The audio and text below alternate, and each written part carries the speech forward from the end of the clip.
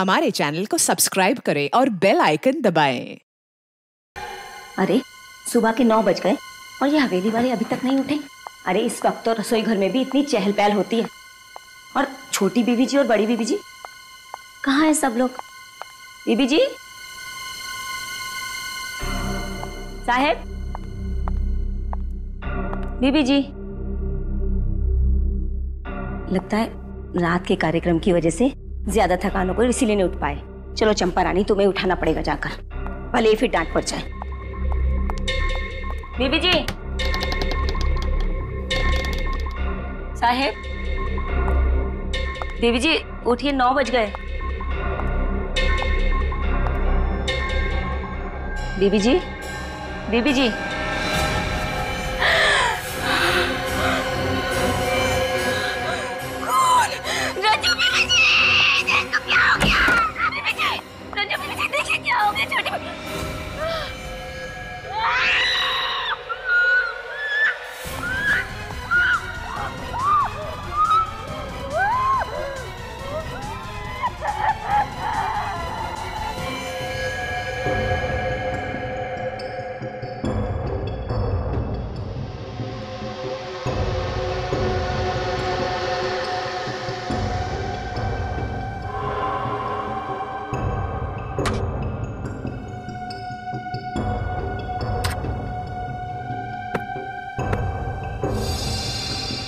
ना कोई खून खराबा और ना ही कोई हाथापाई, सिर्फ गले पर चोट के हरे निशान। सर, इन चारों को भी वैसे ही मारा गया है, रुमाल में पत्थर बांधकर। पहले शालिनी, फिर रूहान और अब ये चारों। सर, पूरा घर साफ कर दिया, रुपए पैसे गहने सब ले गए, कुछ भी नहीं छोड़ा। मुझे नहीं लगता है किसी एक आदमी का काम हो सकता है। चोरी, लूट और फिर खून। सर, अब इन लोगों का स्टाइल थोड़ा थोड़ा मेरी समझ में आ रहा है। ये लोग छोटे शहरों में अपना शिकार करते हैं ताकि किसी की नजर में ना आए। देखिए, क्या आप बता सकती हैं कि कल रात को आपने इस घर में किसी को आते जाते हुए देखा था? कोई मेहमान या फिर कोई और? साहब, कल 8 बजे तक तो हम इसी घर में काम कर रहे थे। हमने रात के बर्तन साफ किए, सबके बिस्तर लगाए और फिर हम पांचों घर से बाहर साथ में ही निकले थे। साहब, पांचों मतलब?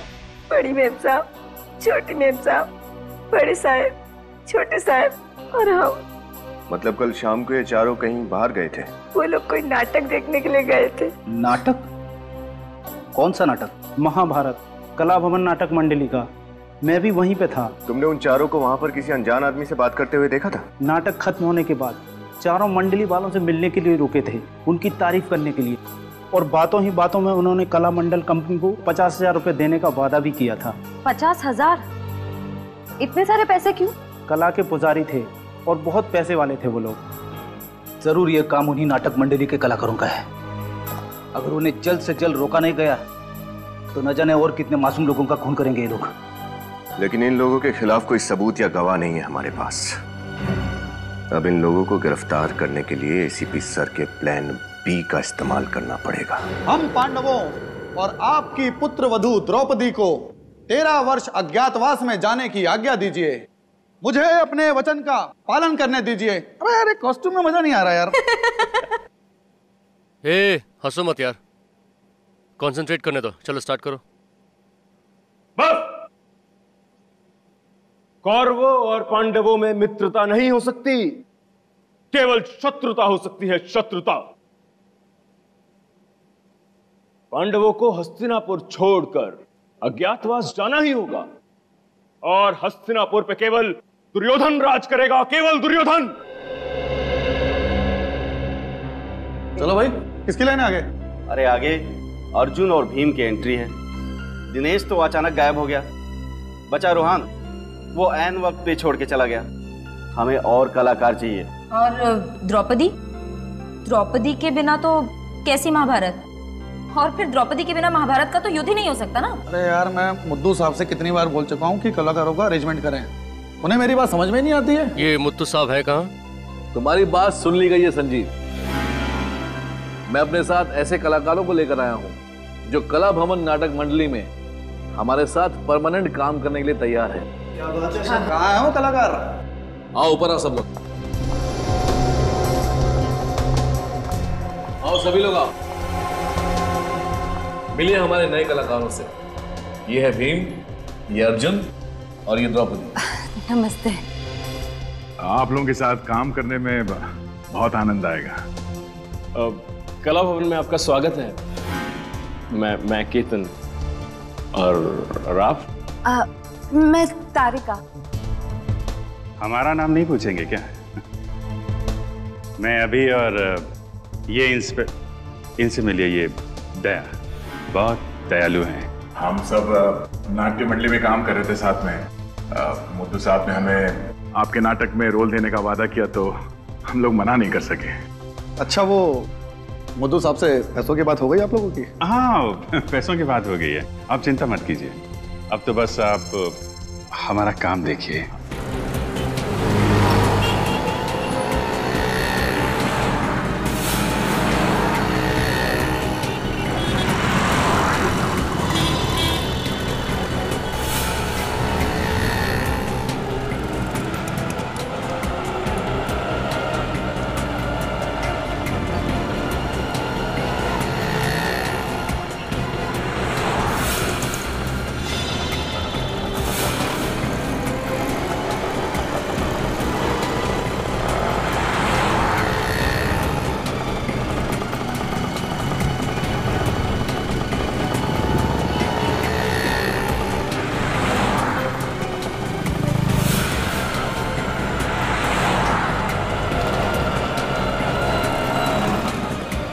सर कुछ भी नहीं मिला, कुछ पता नहीं चला। सर इस तरफ तो नहीं है। चलो इस तरफ चल के देखते हैं।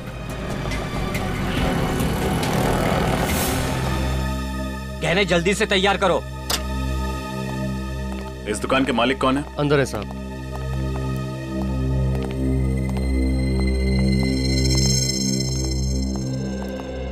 कहिए, मैडम के लिए अच्छा सा हार दिखाऊं? देखते ही खरीद लोगे आप। दिखाएंगे हम, बताएंगे आप। नहीं, इस लड़की को तो मैंने पहले कभी देखा ही नहीं। इस लड़की ने जो गहने पहने वो सब जगह नहीं मिलते। आपने कभी देखा है? एक मिनट, आप मुझसे ये सवाल क्यों पूछ रहे हैं? कौन हो आप लोग? जवाब मिला? अब सीधे सीधे हमारे सवालों के जवाब दे दो। देखो, अगर तुम अपना मुंह नहीं खोलोगे तो हम तुम्हारी दुकान बंद करवा देंगे, हमेशा के लिए। इस फोटो में जो गहने का डिजाइन है, ये गहना आपकी दुकान पे बेचा गया है ना? नहीं साहब, ये गहने तो मैंने खरीदे ही नहीं, पक्का। कमाल है, फोटो ढंग से देखा भी नहीं और आपको पक्का पता है कि आपने ये गहना नहीं खरीदा। याददाश्त अच्छी है आपकी। सेठ जी, बाद में देख नहीं रहे हो, मैं साहब लोगों के साथ बात कर रहा हूं। चलो। एक बात बताइए, जब आप गहने खरीदते हैं तो आप उसका भाव कैसे लगाते हैं? सबसे पहले वजन किया जाता है, ये जानने के लिए कि सोना कितना तोला है, और उसके बाद फिर चेक किया जाता है, ये जानने के लिए कि सोना खरा कितना है, और फिर जैसा ग्राहक वैसा दाम। पहले फुटबॉल खेलते थे ना?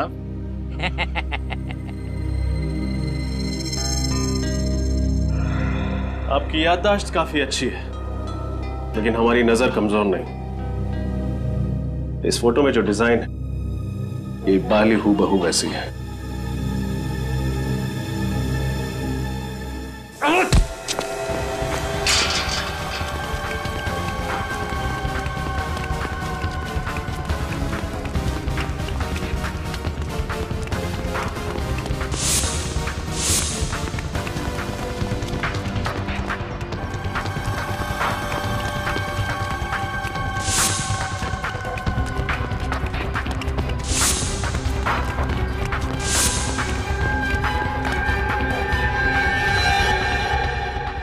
जल्दी कहाँ गायब हो गया?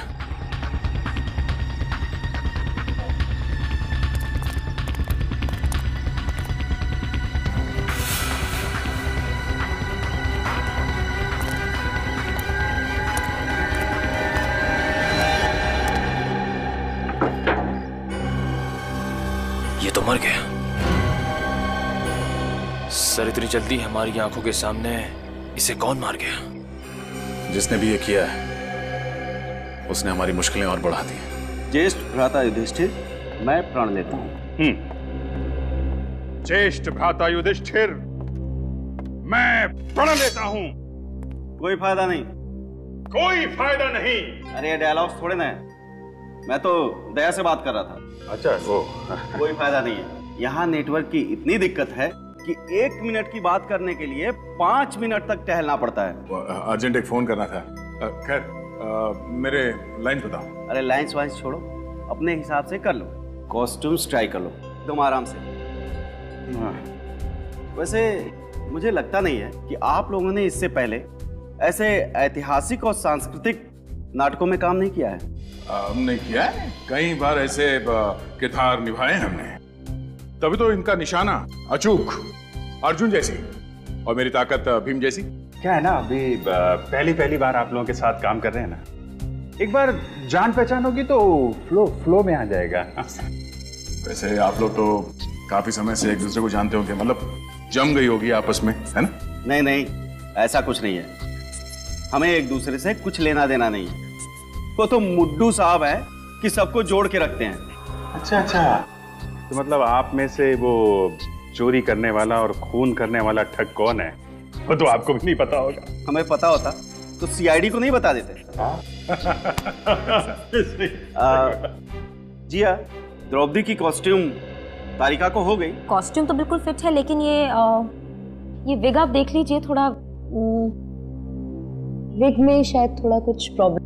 इस कॉस्ट्यूम और विग की दुनिया से तो मेरी फोरेंसिक लैब और केमिकल्स ही बेहतर है। क्या बात है, मैं मदद करूं कुछ? नहीं It's okay. अरे वाह भाई साहब वाह, आप तो सर्वगुण संपन्न मालूम पड़ते हैं। औरतों के बाल बनाना भी जानते हैं आप? पहले लेडीज ब्यूटी पार्लर में काम करते थे क्या? जी नहीं, मैं एक कलाकार हूं। कलाकार। हाँ भाई, सारी तैयारियां हो गई? हाँ जी। चलो चलकर स्टेज दिखाते हैं, साथ में ड्रेस और प्रॉपर्टी भी ले लो। जाकर देखते हैं स्टेज कितना बड़ा है छोटा है, बहुत जरूरी है। संजीव चल भाई। हाँ बिल्कुल, वरना कहीं शो के टाइम टेंशन ना हो जाए।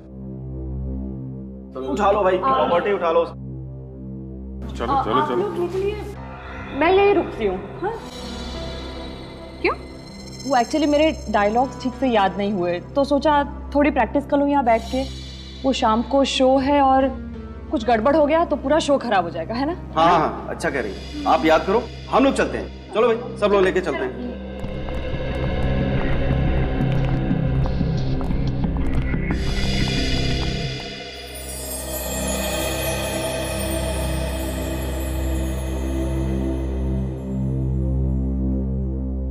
अरे भाई, सारी कॉस्ट्यूम्स और प्रॉपर्टी ठीक तरह से चेक कर ली है ना?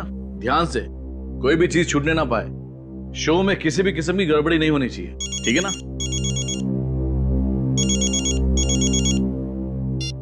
हेलो, जी, कला भवन नाटक कंपनी, बोलिए। अभिजीत,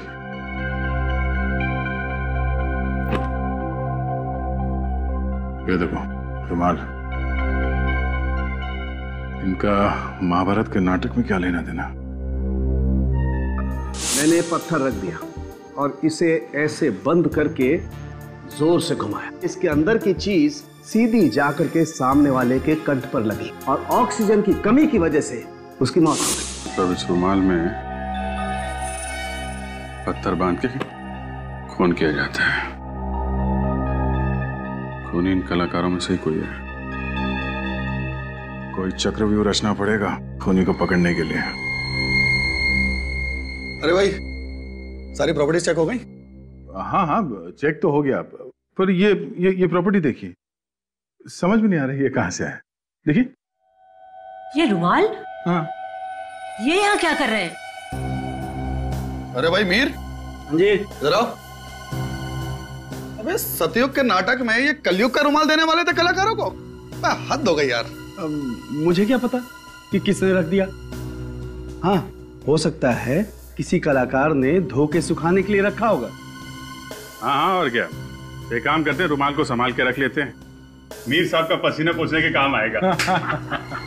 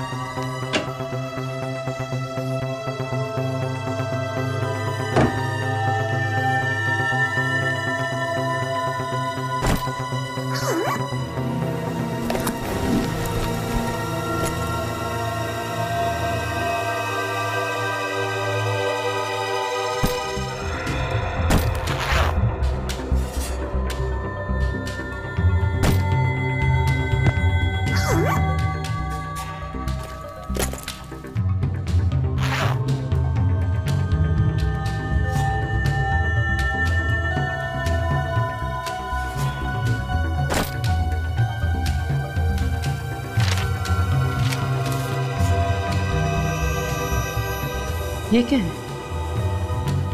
लॉज के बिल्स। आरके लॉज, केशवर,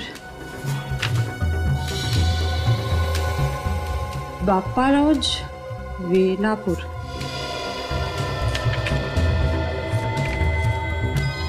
नीलम लॉज, सीरकपुर। सीरकपुर? लेकिन ये तो नीलम लॉज नहीं है। ये बाकी दोनों शहरों में भी कला भवन, नाटक मंडली वाले तो सरकारी लॉज में रुके थे। ये सिर्फ लॉज के बिल्स यहाँ क्या कर रहे हैं?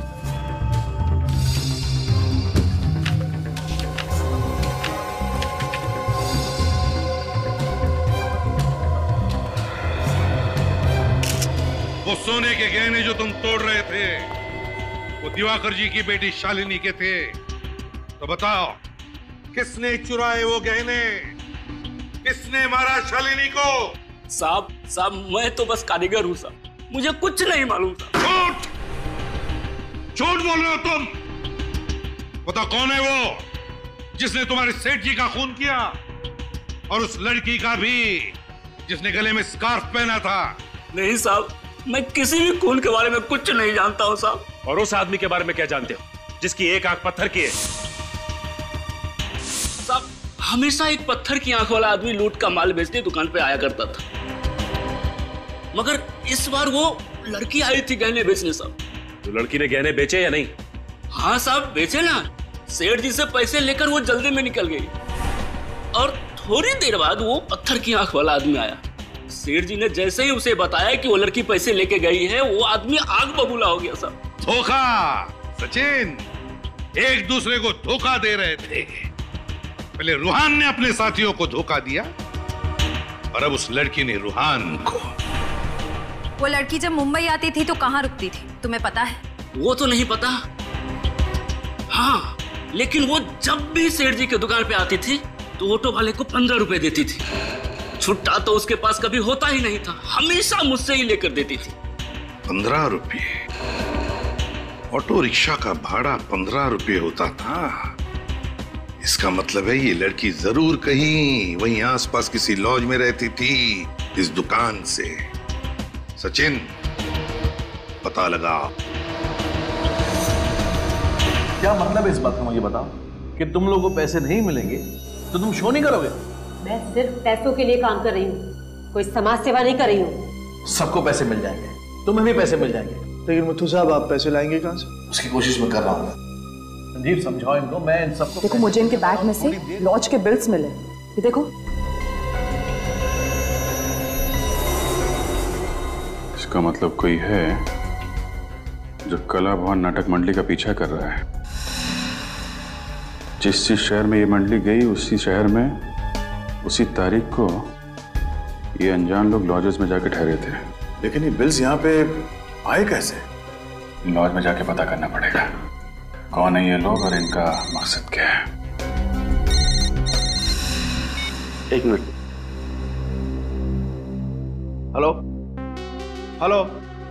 ढोंगी कहीं का, मुझसे बोला यहाँ पे नेटवर्क नहीं मिलता, खुद फोन पे बात कर रहा। देखो दया, कौन सा नेटवर्क है इसका।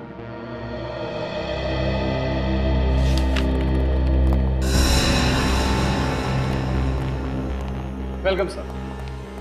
सर हमारे यहाँ कम से कम और ज्यादा से ज्यादा रेट का हर तरह का रूम मिलेगा, और वो भी फुल फैसिलिटी के साथ। तो बोलिए कैसा कमरा चाहिए आपको? रूम नहीं चाहिए, रूम में जो रहा था उसके बारे में जानकारी चाहिए। जानकारी? क्यों? सीआईडी?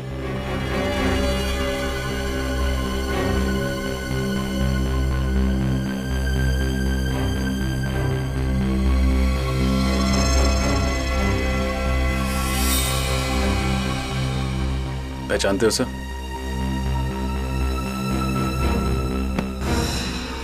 नहीं साहब, मैंने इसको कभी नहीं देखा। सर बेलापुर से जो कागज के टुकड़ों के सैंपल हमें भेजे गए थे उस पे भी ऐसी डिजाइन थी। और सर गहनों की लूटपाट के बाद उस लड़की ने बेलापुर से ही बस पकड़ी थी मुंबई आने के लिए।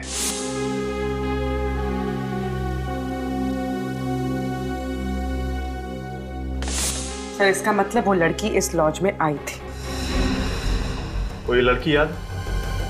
गोरी दुबली, हाइट लगभग 5.5 फुट, गले में स्कार्फ, आंखों पे बड़ा सा चश्मा और हाथ में काले रंग का सूटकेस। नहीं साहब, पक्का नहीं आई थी। खाना खाया तू? खाना? नहीं। क्यों? जेल में क्या मस्त खाना बनाया आज। मोटी रोटी, पतली दाल, तीखी मिर्च। चलो सब छोड़ो तो। सब माफ कर दो साहब, गलती हो गई साहब। मैं लालच में आ गया था। मुझे उस आदमी ने मुंह बंद रखने के लिए 5,000 रुपये देते साहब। मेरा बस इतना ही कसूर है।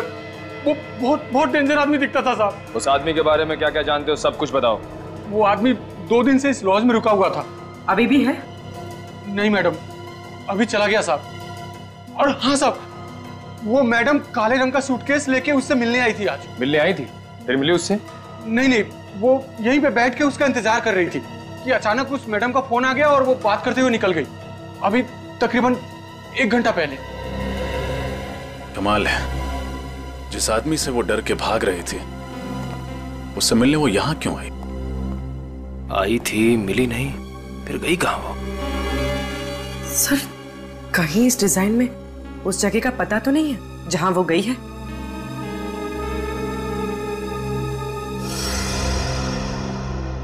SVR रोड, भूरा चौक। SVR रोड, भूरा चौक। सर नचकेत जी और जीवराम जी ने जिस नाट्य संग्रहालय के बारे में बताया था वो भी SVR रोड, भूरा चौक में है। ये संग्रहालय तो कई साल पहले बंद हो चुका है। सर पर वो तो सालों पहले बंद हो चुका है। क्या?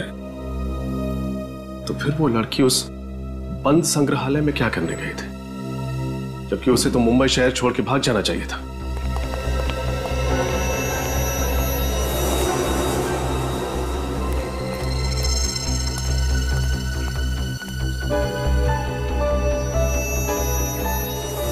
बोलो। मीर साहब, इस तरह काम बिगड़ जाएगा। हमने काफी अरसों से आपके साथ काम किया है। ये कौन लोग हैं? ये मीर सीरकपुर में अपने नाटक मंडली के अलावा किसी और को भी जानता है क्या? लगता है इन लोगों को कहीं देखा है।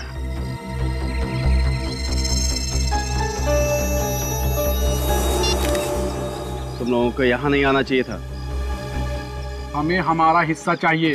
हिस्सा मिल जाएगा, पहले ये काम कर दो, उसके बाद चलो जाओ यहाँ से। लगता है ये वही लोग हैं जो अलग अलग लॉज में नाटक मंडली के नाम से रुकते हैं और जगह जगह जाकर लूटपाट करते हैं।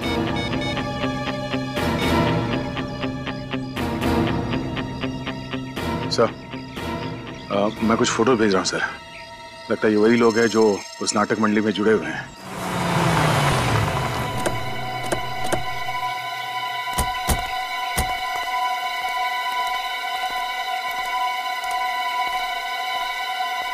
दरवाजा तो खुला पड़ा है।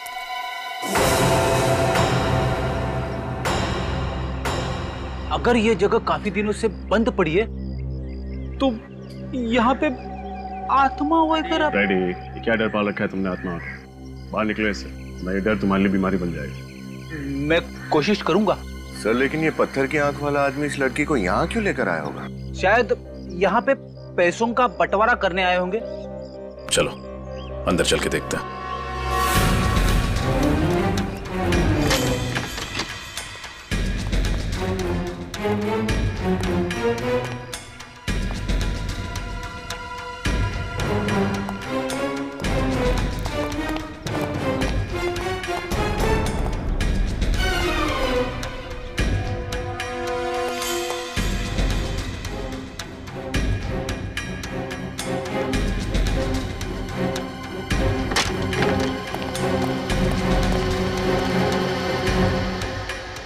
सर ऐसा लग रहा है यहाँ अभी भी कुछ जलाया गया। फैल जाओ, देखो कौन है, ध्यान से।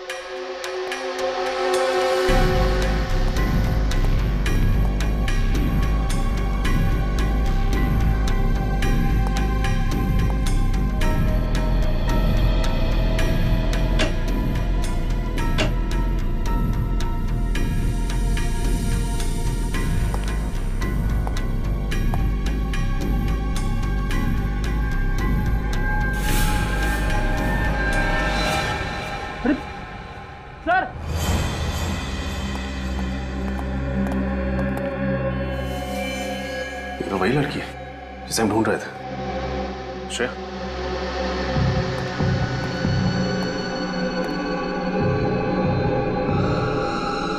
सर सांसें चल रही हैं।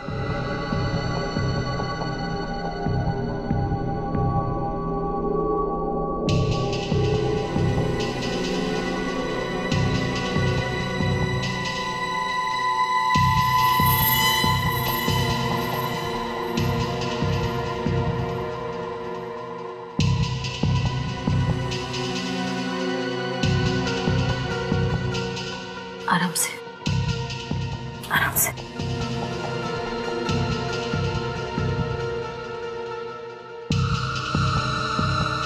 नाम क्या है तुम्हारा? नीना। नीना। किसने किया ये सब? किसने किया ये सब? पिता की। पिता की। पिता की। श्रेया, फ्रेडी, इसको जल्दी से अस्पताल पहुंचाओ।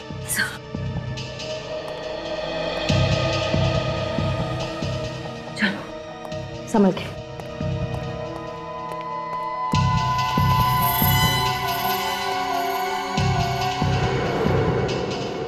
ये देखिए सर, कितने सारे फाइल्स और पेपर जला दिए उसने, लेकिन इनमें क्या होगा? कुछ तो है जो पिता की जलाकर खत्म करना चाहता था। देखते हैं।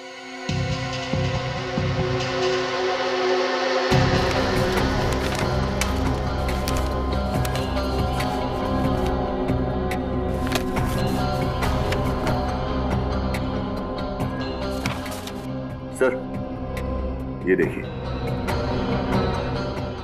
ये कलानगर नाटक मंडली के इतिहास की पत्रिका का रिकॉर्ड है। सर इस रजिस्टर के हिसाब से आखिरी बार 1995 में इसी ग्रुप का कोई सदस्य पत्रिका को लेकर गया था। इसका ये नाम और साइन जल गया है, लेकिन एड्रेस पूरी तरह नहीं जला।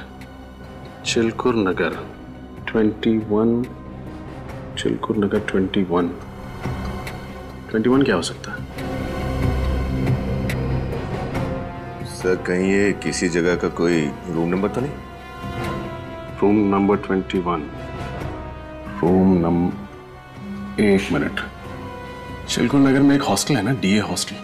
हो सकता है उस हॉस्टल के रूम नंबर 21 से कोई शख्स आया हो सकता है सर, क्योंकि डीए हॉस्टल से करीब 10 मिनट की दूरी पर एक पुराना ड्रामा कॉलेज है और वहां के स्टूडेंट्स इसी हॉस्टल में रुकते हैं। एक काम करते हैं, डीए हॉस्टल चलते हैं, देखते हैं कि कौन है जो कला भवन के ठगों की तरह लूटमार और खून कर रहा है। ये मीर बाहर जाकर इन लोगों से मिला था, शायद यही है वो ठग लुटेरे।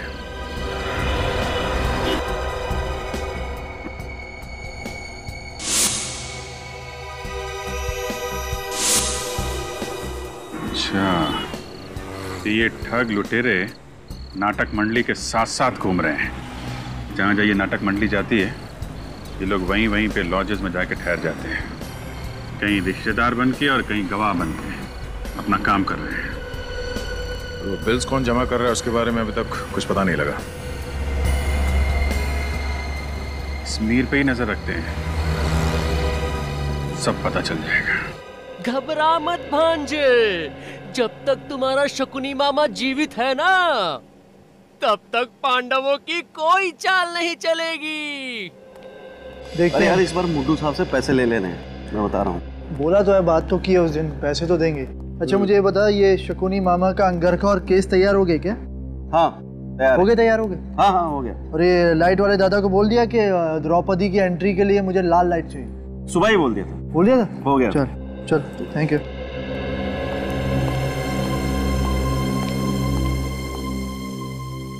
ये मेरे अहंकार का नहीं, आत्मसम्मान का प्रश्न है।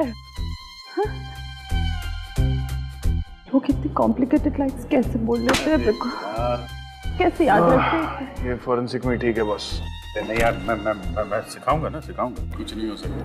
अरे नहीं, मैं कोशिश करता हूँ ना, हो जाएगा हो जाएगा। आज मैं ये प्रण ठानती हूँ कि मैं ये केस जब तक उस दुष्ट दुशासन के रक्त से नहीं रंगे जाएंगे, ये केस में हमेशा ऐसे खुले ही रखूंगी। वाह वाह, क्या बात है, क्या एक्टिंग करती हैं? हाँ? ये काम कीजिएगा, जब ये केश वाली लाइन बोली ना आपने, तो बालों को थोड़ा सा ऐसे करके झटक दीजिएगा, बहुत मस्त लगेंगे। वैसे एक बात बोलूं, आप पूरी बहुत मस्त दिखती हो। दुर्योधन, क्या नाम है तुम्हारा? केतन। तारिका जी के बाएं कंधे में चोट लगी है, इसलिए वो ऐसे बाल नहीं कर सकती। इसलिए बेहतर होगा कि तुम नीचे जाओ और रिहर्सल करो। नीचे जाओ और रिहर्सल करो। नीचे जाओ। बेचारा केतन बाल बच गया। यार मजाक सोच रहा है यार। अरे मजाक क्या करो यार। ये मीर कहाँ गायब हो गया? हाँ, तो यहीं पे फोन पे बातें कर रहा था, ये गया कहाँ? सॉरी सर, सॉरी, आपको इंतजार करना पड़ा। बताइए क्या काम था? क्या साल 1995-96 में आप इस हॉस्टल में काम कर रही थी? नो सर, मैं तो सिर्फ पिछले 2 सालों से यहाँ काम करती हूँ। कोई और है इस हॉस्टल में जो उस समय से काम कर रहा हो? जी हाँ, पार्थ जी। सर वो 1995 से इस हॉस्टल के फैकल्टी मेंबर हैं। बुलाऊं उन्हें? प्लीज।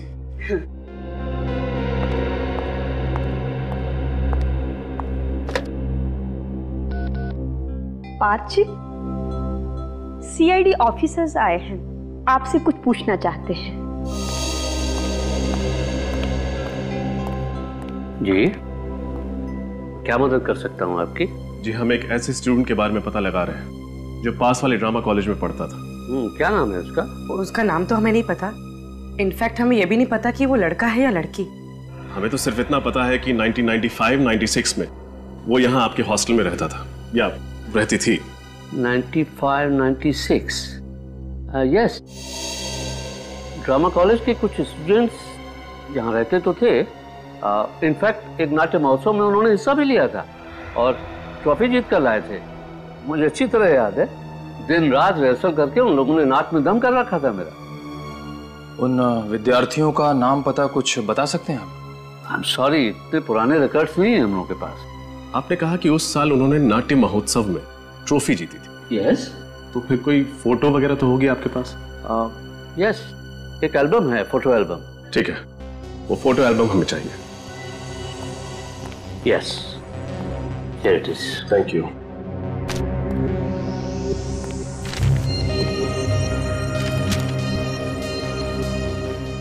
ओह, तो ये है।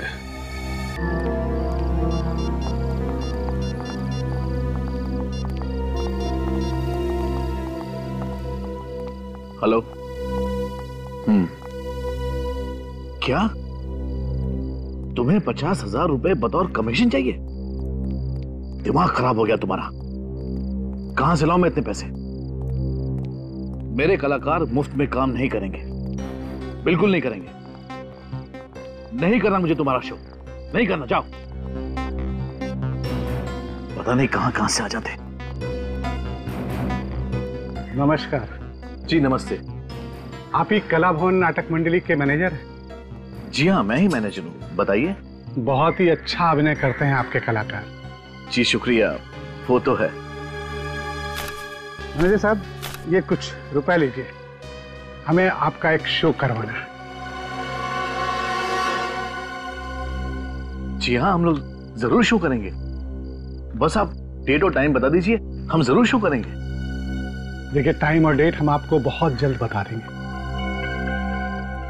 अच्छा, नमस्कार। जी नमस्कार।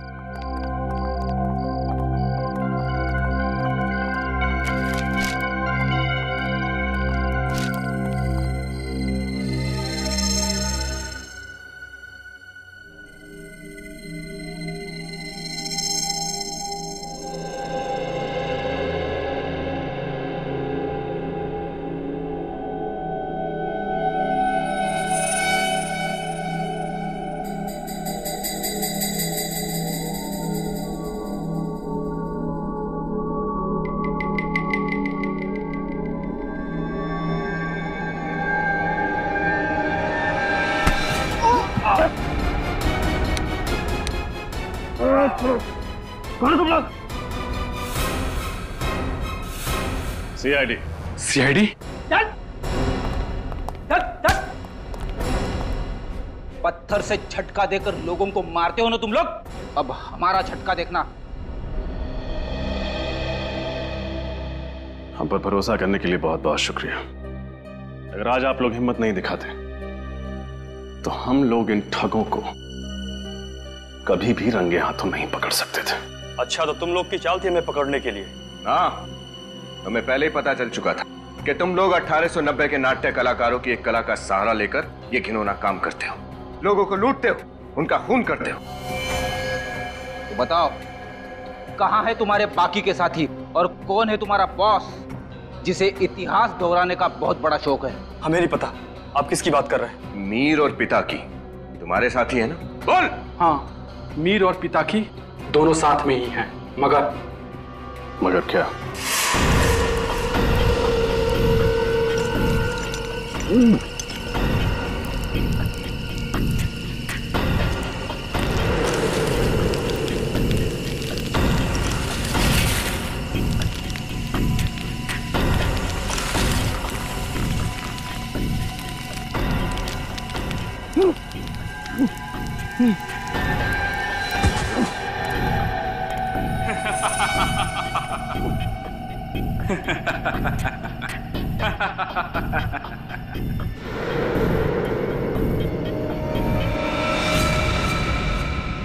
सरदार के साथ विश्वासघात, तुम नहीं बचोगे।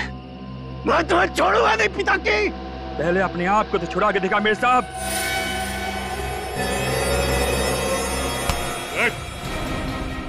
मीर साहब के वर्तमान की चिंता छोड़ और अपने भविष्य की चिंता कर तू, जो जेल की सलाखों के पीछे कटने वाला है। जा।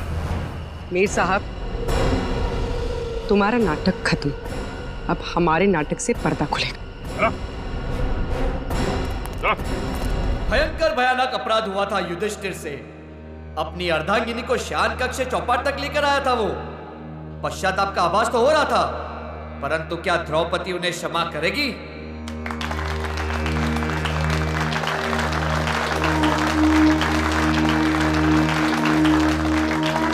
मैं आपकी अर्धांगिनी हूँ, जीवन संगिनी हूँ, कोई वस्तु नहीं जिसे आप दांव पे लगा दे। घोर अपराध हुआ है मुझसे पांचाली।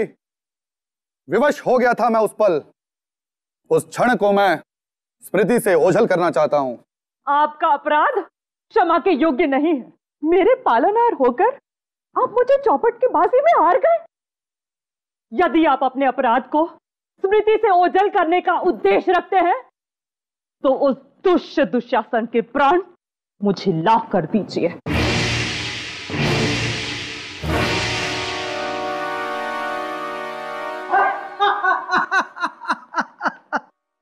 ओ द्रौपदी, जिसका स्वयं कोई सम्मान नहीं, वो क्या किसी के प्राण निकाल पाएंगे? तुम्हारे पांचों प्राणनाथ ने तुम्हें अनाथ बना दिया है। यदि मांगना ही है तो मुझसे मांगो। इन कायरों से मांगोगी तो केवल दरिद्रता एवं अपमान ही पाओगी। इस भ्रम में मत रहना। यदि चौपड़ में हमारी हार हुई है तो हमारा बाहुबल निर्बल हो गया है। तुम्हारी कटु वाणी जिस मुख से निकली है उस मुख का मुखारबिंद मैं नष्ट कर दूंगा दुशासन। मैं पांचली आज ये प्रण लेती हूँ कि जब तक ये दुष्ट दुशासन के रक्त से अपने केश ना रंग दूं, मैं अपने केश हमेशा खुले ही रखूंगी। मैं तुमसे वादा करता हूं पांचाली, इस दुशासन की छाती चीर कर इसका लहू निकाल लूंगा मैं। ये सब क्या अनर्थ हो रहा है? इस दुर्भाग्यवश परिस्थिति की उपज मेरे ही कारण हुई है। सत्य वचन भ्राता युधिष्ठिर, सत्य वचन। असली अपराधी आप हो, इसलिए केवल दंड आपको ही प्राप्त होना चाहिए। डायलॉग भूल गया क्या? ना अर्जुन ना, मैं नहीं, हम सब द्रौपदी के अपराधी हैं। हम सब ने मिलकर उसे चौपड़ के दांव पर हारा है। हम आपके आज्ञाकारी हैं, आपकी आज्ञा का पालन करते हैं बड़े भैया। हाँ, असली अपराधी तो आप ही हैं।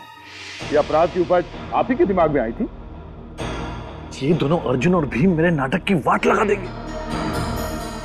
नितिन, नितिन, इससे पहले कि पब्लिक हमारे ऊपर अंडे और टमाटर फेंके, तुम एक काम करो, द्रौपदी को यहां पर ले आओ और युद्ध का ऐलान कर दो। रुक जाओ पांडवों, तुम में से असल अपराधी कौन है इसका निर्णय तुम लोग बाद में कर लेना, परंतु अभी मैं द्रौपदी को अपने साथ लेके जा रहा हूं। तत्पश्चात नहीं, निर्णय अभी ही होगा। द्रौपदी, ये अर्जुन तुम्हारा और अपमान नहीं होने देगा। भ्राता भीम, दुशासन को समझा दो। जो आ गया भ्राता, हमें चल।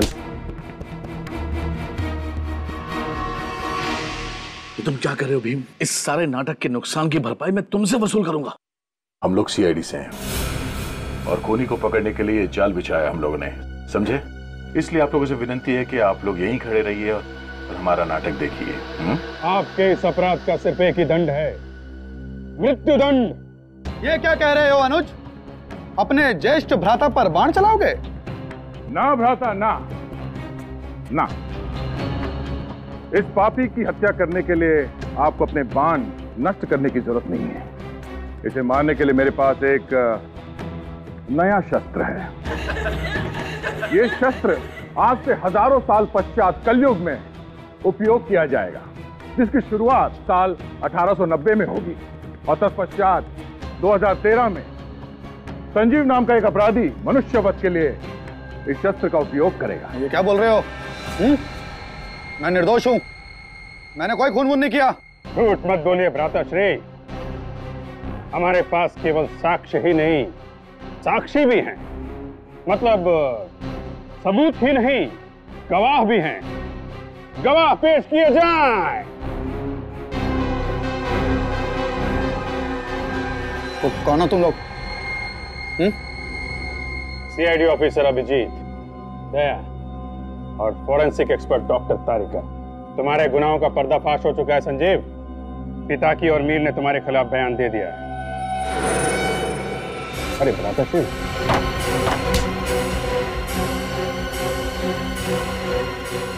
रणभूमि छोड़ के कहां भाग रहे हो ज्येष्ठ भ्राता?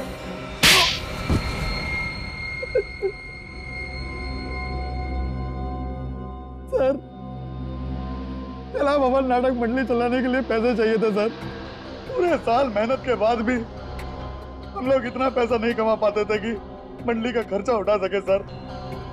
जब कला भवन के ठगों का इतिहास पता चला तो मैंने पिताकी, रूहान, मीर और नीना के साथ मिलकर सर लूटपाट और खून का सिलसिला शुरू किया सर। मेहनत से कमाई नहीं कर पाए तो गैर कानूनी काम शुरू कर दिया, ईमानदारी की दुकान बंद कर दी और बेईमानी शुरू। संजीव, तुम कलाकार तो सचमुच बहुत अच्छे हो, लेकिन तुमने अपनी कला का उपयोग गलत कामों में किया। युधिष्ठिर तो धर्मराज थे, लेकिन तुमने अधर्म का रास्ता अपनाया, इसलिए तुम तीनों को फांसी होगी, सिर्फ फांसी। For more updates, subscribe to our channel, Click the show links and enjoy watching the videos.